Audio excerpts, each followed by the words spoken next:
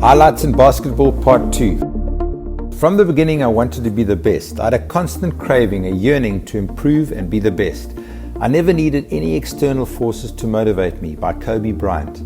In a game in February 1949, Joe Fulks demonstrated a shot called jump shots against Indianapolis Jets, in which he set an NBA record of how many points? 63 points.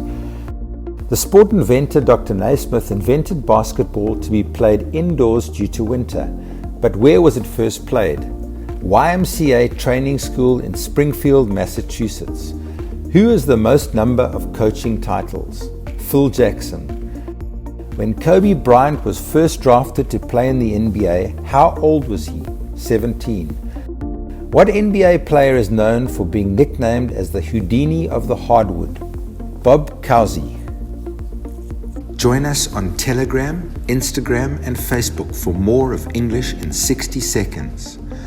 If you enjoyed this, subscribe now and we'll send more dynamic content your way.